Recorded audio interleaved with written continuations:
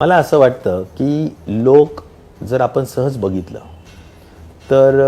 मागच्या अनेक विषयांमध्ये आदरणीय पवार साहेबांनी सुद्धा अनेक त्यांच्या भाषणामध्ये सांगितलं किंवा त्यापेक्षाही काही फॅक्ट्स आपल्याजवळ आहेत की ज्यांनी कधी कधी दल बदलू पणा केलेला असेल मागे सुद्धा काही व्यक्तिगत विकासासाठी व्यक्तिगत पदांसाठी पोझिशनसाठी तर त्यांना कुठेतरी चपराक लोकांनी दिलेली आहेच असं आतापर्यंतचा मी म्हणेल भारताचा इतिहास सांगतो मी तर आता आपण सहज कर्नाटकच्या निवडणुका आता झाल्या आपण हे जे उदाहरण दिलं मला वाटतं आपणच विधानसभेत असताना जेव्हा अजितदादा विरोधी पक्षनेते होते तेव्हा मला आठवतंय जेवढं मी टीव्हीवर पाहिलं तर दादांनीच विधान भवनात असं एक भाषण केलं होतं या संदर्भातले सगळे दाखले देऊ बिलकुल बिलकुल म्हणून खूप असे दाखले आहेत आता समजा मध्ये भुजबळ साहेब आणि त्यांचा ग्रुप ज्यावेळी राष्ट्रवादीत आला होता तर त्यावेळी जवळजवळ सगळे त्यांच्याबरोबर आलेले लोक शिवसेनेतून जे इकडे आले होते ते पडले होते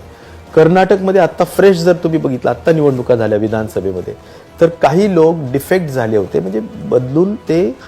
इकडे आले होते तर ते सगळेचे सगळे लोक म्हणजे पोटनिवडणुकीत निवडून आले पण त्यानंतर आत्ता जर बघितले तर सगळे लोक पुन्हा पडले अगदी एक बीजेपीचा व्यक्ती जो माजी सीएम आहे तो इकडे आला होता काँग्रेसमध्ये तो सुद्धा पराभूत झाला लोकांना कदाचित मला असं वाटतं की मतदार जो असतो त्याला गृहीत धरून चालत नाही त्याला असं मला वाटतं की तो उघड्या डोळ्यांनी बघत असतो ज्यावेळी मताचा विषय येतो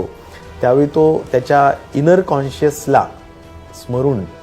नक्कीच मतदान करतो असं भारताच्या मतदारांचं मला असं त्यांचा अभ्यास वाटतो आणि त्यामुळं मी आशावादी आहे की आपण ज्यांनी जे सत्याबरोबर आहेत त्यांना कुठे गिल्ट नाही आहे मला असं वाटतं समोर नक्कीच कुठेतरी जरी ते वर अस्वस्थ दिसत नसतील तरी गिल्ट नक्कीच असतो असं मला वाटतं